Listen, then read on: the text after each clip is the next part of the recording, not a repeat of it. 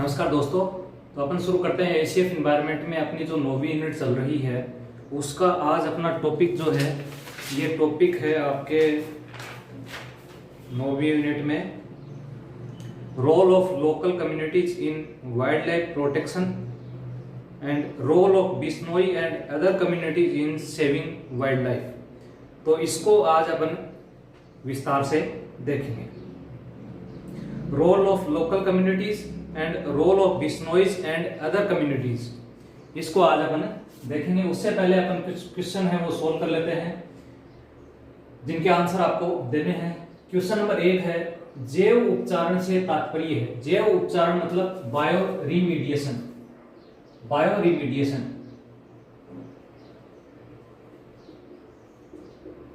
Bio रिमीडिएशन से क्या तात्पर्य है? ऑप्शन ए है जीवों द्वारा पर्यावरण से विषैले पदार्थों का निष्कासन करना। दूसरा है रोगाणु और पीड़कों पर जैव नियंत्रण। तीसरा है शरीर में अंग प्रत्यारोपण। चौथा है सूक्ष्म जीवों की सहायता से रोगों का निदान। तो इन चार में से आपको बताना है कि बायो रिमीडिएशन या फिर जैव उपचारण क्या होता है। क्वेश्चन नंबर 2, राष्ट्रीय कृषि वानिकी अनुसंधान संस्थान केंद्र स्थित है। राष्ट्रीय कृषि वानिकी अनुसंधान केंद्र कहाँ स्थित है? इसमें option A Jhansi, option B New Delhi, option C Kanpur, option D है Jaipur. Question number 3, carbon credit की संकल्पना निम्नलिखित में से किससे उद्भूत हुई है? कार्बन क्रेडिट की संकल्पना ऑप्शन ए पृथ्वी शिखर वार्ता जो कि रियो डी जेनेरियो में हुई थी, क्योटो प्रोटोकॉल, सी है मॉन्ट्रियल प्रोटोकॉल और डी है G8 शिखर वार्ता पेरिस।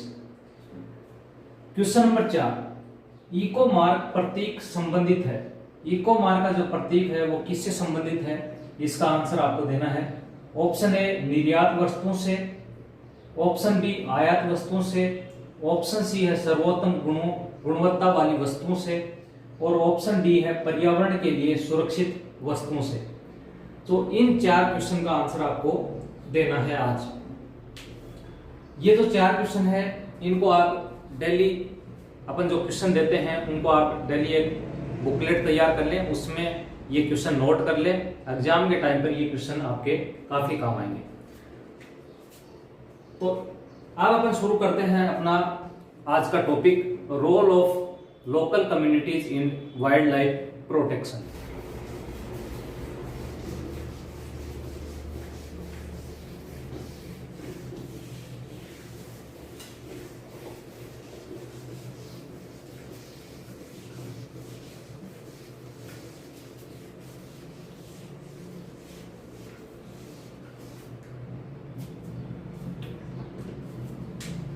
टॉपिक अपना है रोल ऑफ लोकल कम्युनिटीज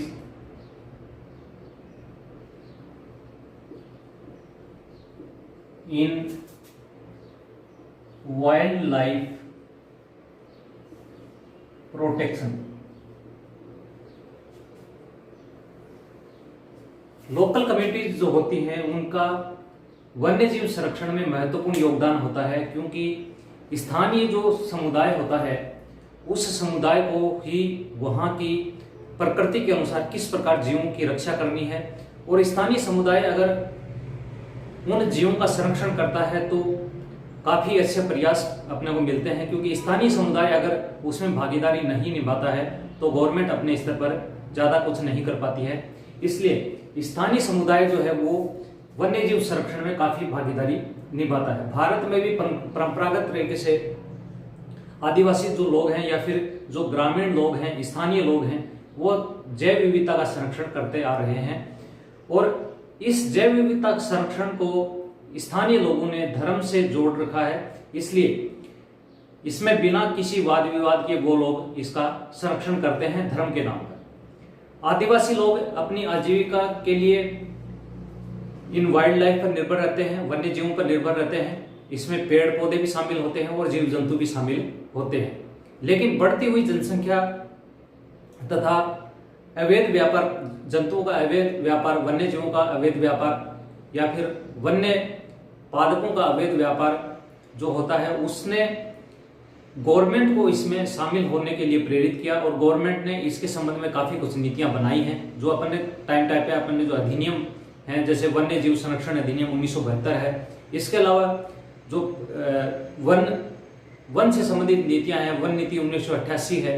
इस प्रकार कई नीतियां और कई अधिनियम, एक्ट बनाए गए गवर्नमेंट के द्वारा। तो स्थानीय समुदाय जो है वो वाइल्ड लाइफ प्रोटेक्शन में काफी भूमिका निभाता है। ये विश्व स्तर पर भी जो कॉन्फ्रेंस होती है उसमें इस चीज को माना गया है और वन विभाग ने भी इस चीज को माना है। पहले वन विभाग जो था वो या फिर गवर्नमेंट है वो ये मानते थे कि स्थानीय लोग जो है वो वन्य जीवों का दोहन करते हैं, उनका दुरुपयोग करते हैं, लेकिन अब उनकी ये चीज समझ में आई कि जो स्थानीय लोग जो हैं उनको अगर जागरूक किया जाए तो अच्छे परिणाम अपने को मिलते हैं। जैसे राजस्थान है, राजस्थान में विश्नोई जनजाति जो है, विश्नोई लोग समाज जो है, उनके द्वारा वन्य जीव संरक्षण के लिए काफी अच्छे उदाहरण प्राचीन काल में प्रस्तुत किए गए हैं और वर्तमान में भी ये नियम वो फॉलो करते आ रहे हैं। स्थानीय लोगों द्वारा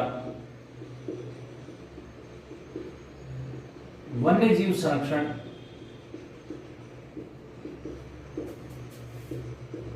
परंपरागत तरीके से किया जाता रहा है। भारत में भी परंपरागत तरीके से लोग वन्य जीव संरक्षण करते हैं। अनेक राज्य हैं, उनमें कई ऐसे उदाहरण प्रस्तुत किए हैं लोगों ने, स्थानीय लोगों ने। आदिवासी जो समुदाय है वो अपनी आवश्यकताओं की पूर्ति के लिए वन्य जीवों पर निर्भर रहता है।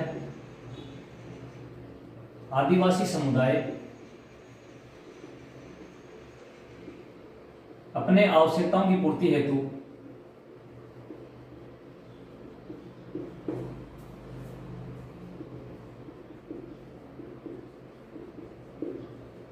वन्य जीवों पर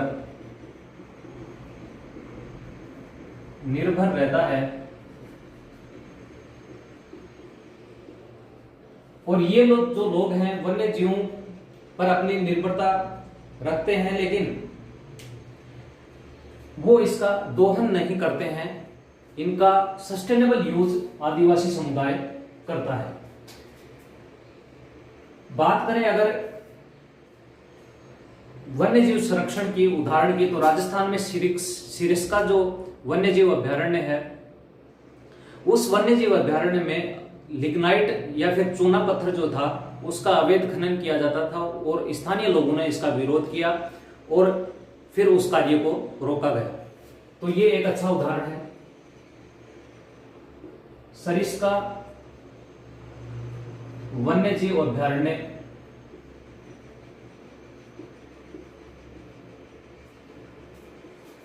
में अवैध खनन रोकने हेतु स्थानीय लोगों ने महत्वपूर्ण भूमिका निभाई।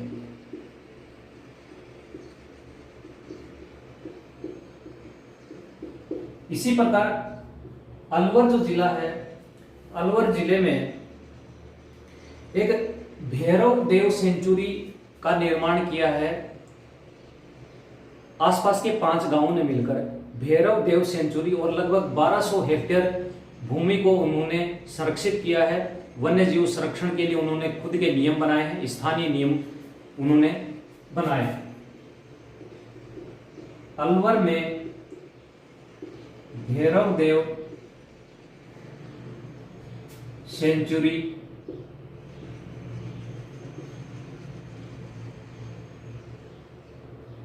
में लगभग 1200 हेक्टेयर भूमि का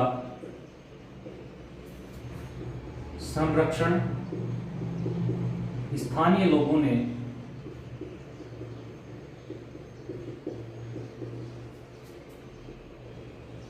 अपने नियम बनाकर किया है।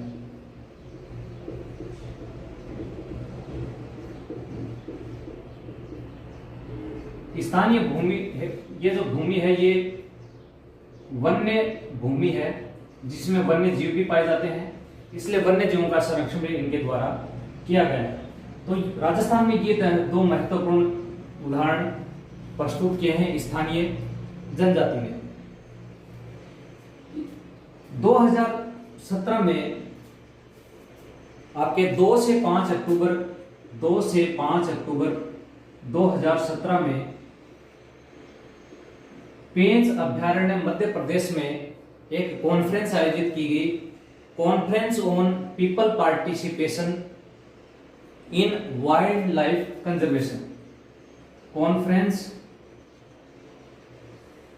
इन पीपल पार्टिसिपेशन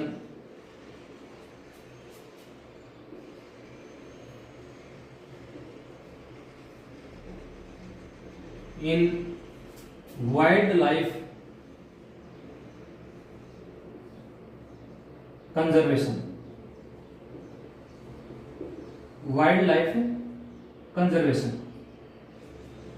तो यहां पर यह कॉन्फ्रेंस आयोजित की गई और इस कॉन्फ्रेंस में स्थानीय लोगों की वन्य जीव संरक्षण में भागीदारी पर काफी 4-5 दिन लेक्चर चला और इसमें यह बताया गया कि स्थानीय लोग जो हैं वो वन्य जीव संरक्षण में महत्वपूर्ण भूमिका निभाते हैं। इसका आयोजन किया था ministry of environment forest and climate change, ministry of environment forest and climate change जो कि भारत सरकार का मंत्रालय है, UNDP united nation development programme और GWP global wild life programme, GWP global wild life programme, इनके द्वारा ये शुरू किया गया। तो लोकल समुदाय की बात करें तो परंपरागत तरीके से संरक्षण करते हैं वन्य जीवों का। आदिवासी समुदाय अपनी आवश्यकताओं के लिए वन्य जीवों पर निर्भर रहता है और उनका दोहन नहीं करता, उनका सस्टेनेबल यूज करता है। सिरिस्ता वन्य जीव अभ्यारण्य में अवैध खनन को स्थानीय लोगों ने रोका। अलवर में भैरवदेव सेंचुरी में लगभग 1200 हेक्टेयर भूमि जो कि वन भूमि थी उनको स्थानीय लोगों ने संरक्षित किया और अपने खुद के नियम बनाए। 2 से 5 अक्टूबर 2017 में पेंच अभ्यारण्य मध्य प्रदेश में conference in people participation in wild life conservation conference of people participation in wild life conservation आयोजित की गई। किसके द्वारा? Ministry of environment forest and climate change के द्वारा, UNDP के द्वारा और GWP के द्वारा, ग्लोबल वाइल्ड लाइफ प्रोग्राम के द्वारा ये आयोजित की गई। तो इसमें आपके स्थानीय समुदाय की जो भागीदारी है उसके बारे में बताया गया।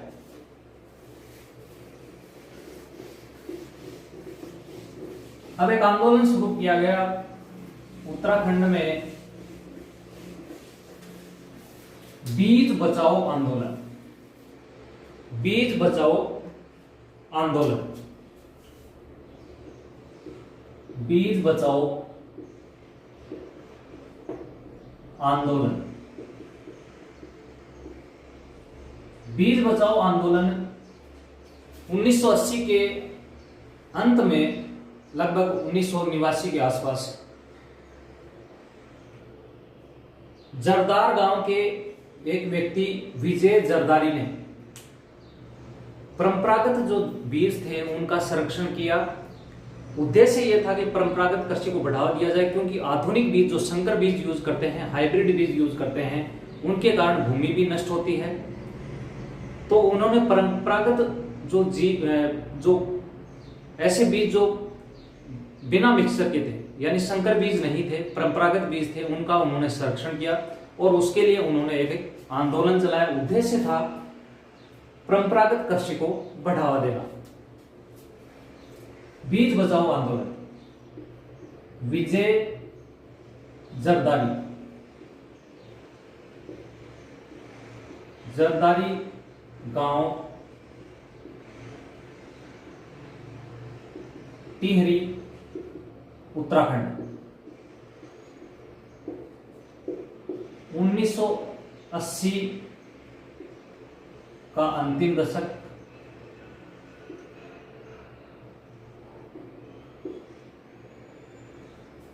इन्होंने क्या किया, इन्होंने परंपरागत बीजों का संरक्षण किया और इस संबंध में उन्होंने आंदोलन भी चलाया, स्थानीय लोगों को इन्होंने काफी जागरूक किया। उद्देश्य इसका क्या था? उद्देश्य इसका है परंपरागत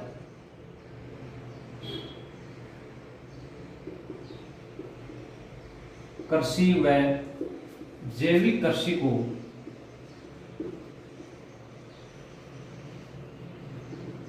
को बढ़ावा देना। परंपरागत कृषि व जैविक कृषि को बढ़ावा देना ही इनका मुख्य उद्देश्य था। बीज बचाओ आंदोलन विजय जरदारी ने शुरू किया, जरदारी गांव टिहरी उत्तराखंड में 1980 का अंतिम दशक में इन्होंने शुरू किया। परंपरागत बीजों का संरक्षण करना और जैविक कृषि को बढ़ावा देना ही इसका मुख्य उद्देश्य था। Joint forest management, joint forest management, joint forest management programme भी वन्य जीव संरक्षण हेतु स्थानीय लोगों की भागीदारी के लिए यह प्रोग्राम चलाया गया। वन्य जीव जॉइंट फॉरेस्ट मैनेजमेंट, वन्य जीव संरक्षण व वन संरक्षण में स्थानीय समुदाय व सरकार की भागीदारी सुनिश्चित करने हेतु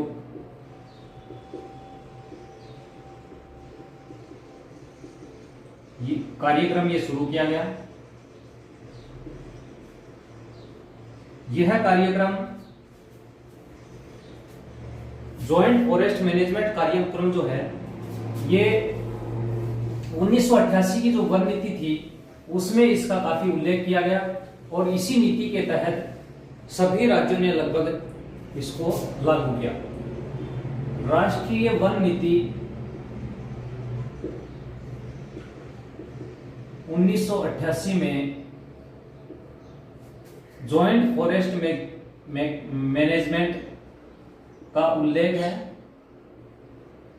जॉइंट फॉरेस्ट मैनेजमेंट उड़ीसा पर पहला राज्य है, उड़ीसा प्रथम राज्य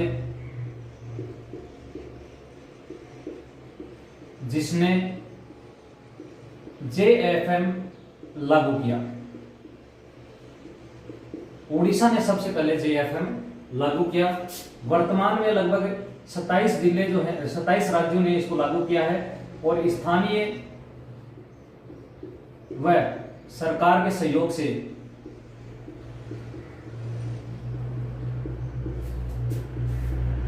चौबीस लाख वर्ग किलोमीटर भूमि संरक्षित की जा चुकी है।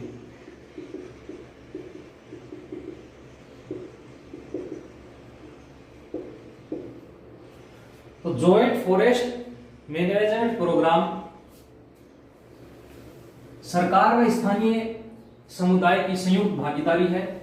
इसका उल्लेख राष्ट्रीय वन नीति 1988 में है। उड़ीसा पहला राज्य है जिसने JFM लागू किया। अब धार्मिक महत्व के वन्य जीव, ऐसे वन्य जीव जिनको धर्म से जोड़ा गया है और उसके आधार पर इनका संरक्षण होता है, उसको थोड़ा देख लेते हैं हम।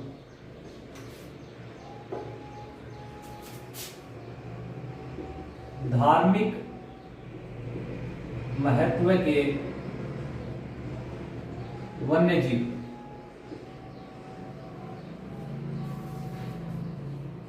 कई ऐसे वृक्ष हैं जैसे पीपल है, तुलसी है, इनको धार्मिक महत्व दिया गया है और उसी के आधार पर इनका संरक्षण किया जाता है। पीपल वृक्ष जो है उसको काटा नहीं जाता है। तो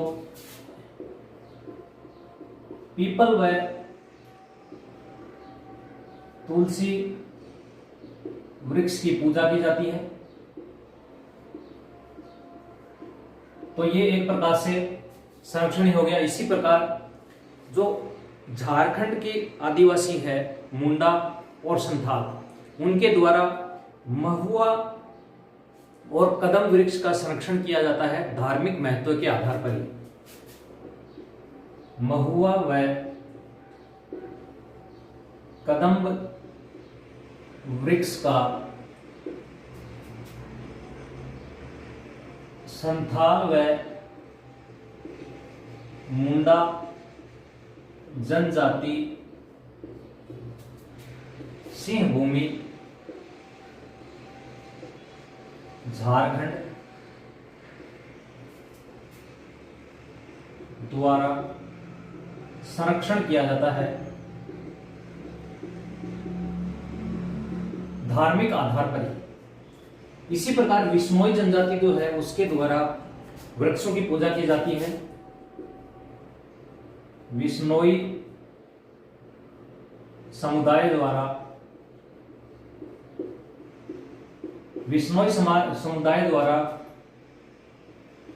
हिरण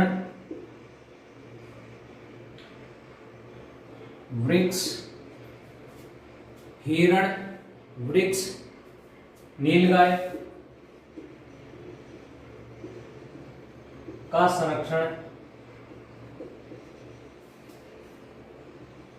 किया जाता है।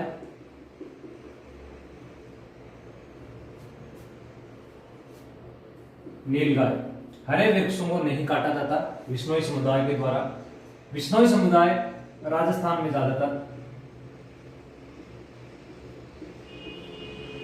वृक्षों और वन्य जीवों का संरक्षण करना ये अपना धर्म समझते हैं।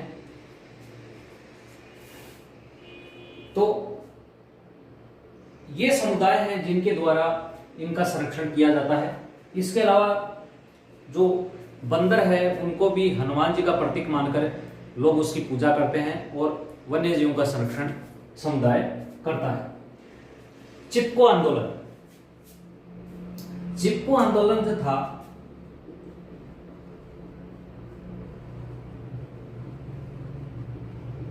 चिपको आंदोलन 26 मार्च 1974 को 26 मार्च 1974 को रेणी गांव उत्तराखंड में यह आंदोलन चलाया गया। रेणी गांव उत्तराखंड, और आंदोलन का नेतृत्व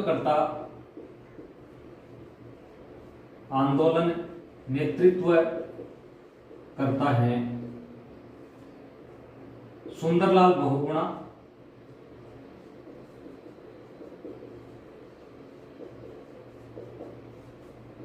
चंडी प्रसाद भट्ट, और साथ में इन्हें गेरा देवी ने भी इसमें काफी योगदान दिया था। मुख्य रूप से ये दो तो आते ही। 26 मार्च 1974 को रेणी गांव उत्तराखंड में चिपको आंदोलन शुरू किया गया। उद्देश्य क्या था? वृक्षों को कटने से बचाना। वृक्षों को कटने से बचाने के लिए इन्होंने यह आंदोलन शुरू किया गया था। इसी प्रकार राजस्थान में भी चिपको आंदोलन शुरू किया गया था। राजस्थान में चिपको आंदोलन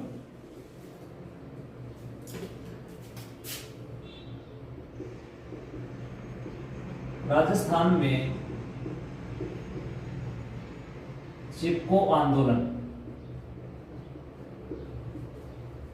1731 में खेजड़ली गांव में यह शुरू किया गया। नेतृत्वकर्ता अमृता देवी बिश्नोई। अमृता देवी बिश्नोई, इसमें 363 लोग शहीद हुए।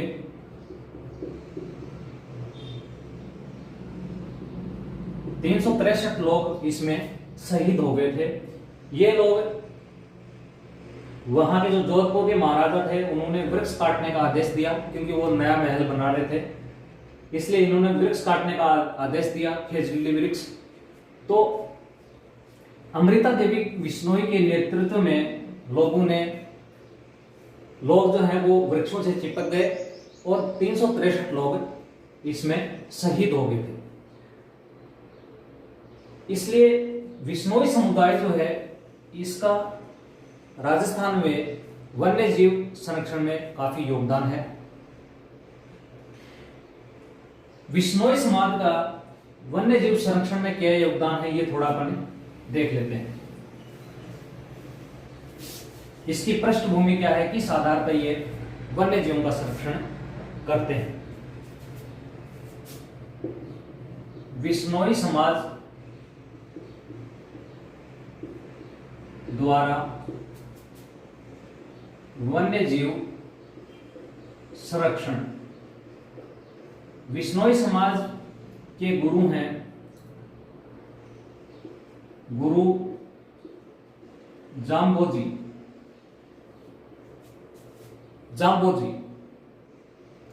जिन्हें जंभेश्वर भी कहा जाता है।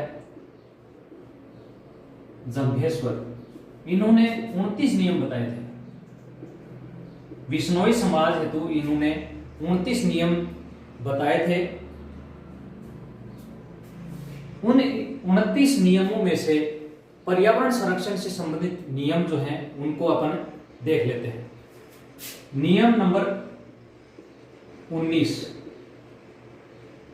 नियम नंबर 20 और नियम नंबर 23। इन 3 नियमों में वन्य जीव संरक्षण के संबंध में उल्लेख किया है। इसमें यह बताया गया है कि जीवों के प्रति दया भाव रखना। नियम नंबर 19, जीवों के प्रति दया भाव रखना। नियम नंबर 20, हरे वृक्षों को नहीं काटना। हरे वृक्षों को नहीं काटना। और नियम नंबर 23, परोपकारी पशुओं की रक्षा करना। परोपकारी पशुओं की रक्षा करना। ये 3 नियम जो हैं ये पर्यावरण से सीधे सीधे जुड़े हुए हैं और इन्हीं 3 नियमों को ध्यान में रखकर बिश्नोई समुदाय जो है वो आज भी इनका पालन करता है और वन्य जीव व वन्य वृक्ष जो है उनकी रक्षा करता है।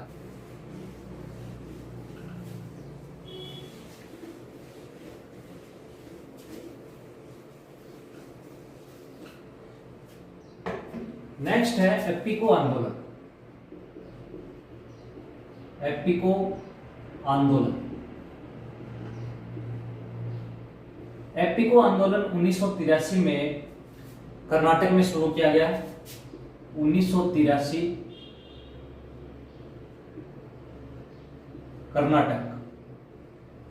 नेतृत्वकर्ता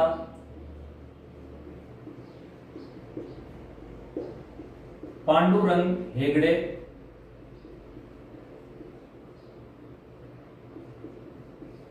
पांडुरंग हेगड़े। उद्देश्य इसका था, इस आंदोलन का, वृक्षों को कटने से रोकना। वृक्षों को कटने से रोकना। एप्पिको आंदोलन 1983 में कर्नाटक से शुरू किया गया। नेतृत्व करता पांडुरंग हेगड़े। उद्देश्य है वृक्षों को कटने से रोकना। जंगल बचाओ आंदोलन। जंगल बचाओ आंदोलन जंगल बचाओ आंदोलन बिहार से शुरू किया गया 1980 में। 1980 में बिहार से शुरू किया गया। उद्देश्य इसका था,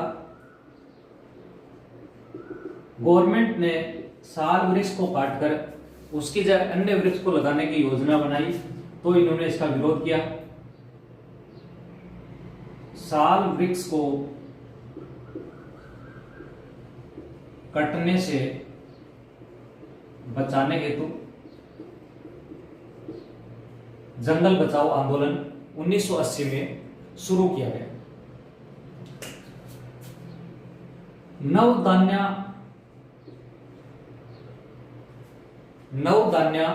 आंदोलन। नवधान्य आंदोलन वंदना शिवा के द्वारा शुरू किया गया।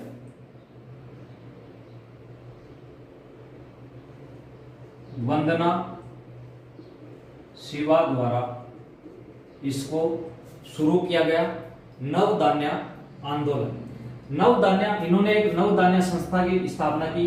वंदना शिवा ने नवधान्य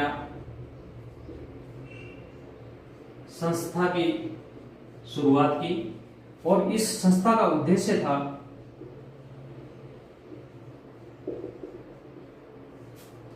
जैव विविधता को बनाए रखना व जैविक खेती को बढ़ावा देना। जैव विविधता को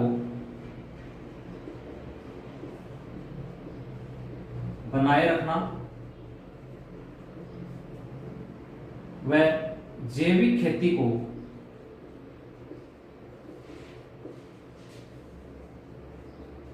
बढ़ावा देना। जैविक खेती को बढ़ावा देना। नवधान्य आंदोलन वंदना शिवा ने शुरू किया गया। इन्होंने नवधान्य संस्था की स्थापना की। इसका उद्देश्य था जैविक विविधता को बनाए रखना और जैविक खेती को बढ़ावा देना। फिर है चिल्का बचाओ आंदोलन। चिल्का बचाओ आंदोलन। चिल्का बचाओ आंदोलन 1991 में शुरू किया गया। चिल्का बचाओ आंदोलन 1991 में चिल्का बचाओ आंदोलन शुरू किया गया और इस आंदोलन का उद्देश्य था टिस्को कंपनी के द्वारा, टाटा आयरन स्टील कंपनी के द्वारा चिल्का के आसपास को जो क्षेत्र था उसको राज्य सरकार के सहयोग से उस क्षेत्र में झींगा मछली उत्पादन के लिए, झींगा मछली की खेती के लिए उन्होंने एक उपक्रम लगाने की योजना बनाई। तो इसके विरोध में स्थानीय लोगों ने विरोध किया और फिर इस परियोजना को यहां से हटाया। इस झींगा खेती के लिए जो उपक्रम लगाना प्रस्तावित था टिस्को कंपनी के द्वारा, उससे स्थानीय जो मछुआरे थे उनकी आजीविका पर प्रभाव पड़ता और जैव विविधता पर भी उस पर प्रभाव पड़ता, इसलिए इसको रोका गया। TISCO Tata iron steel company, Tata iron steel company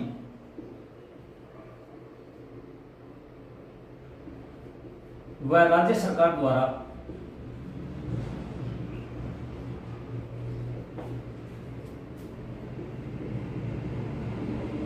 Chilka में झींगा उत्पादन हेतु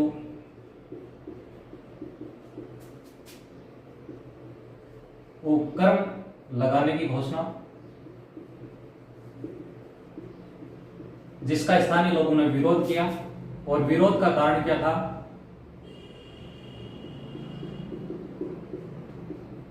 स्थानीय मछुआरों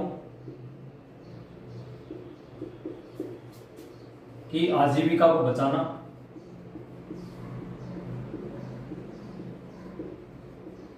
व जैव विविधता संरक्षण, जैव विविधता संरक्षण करना,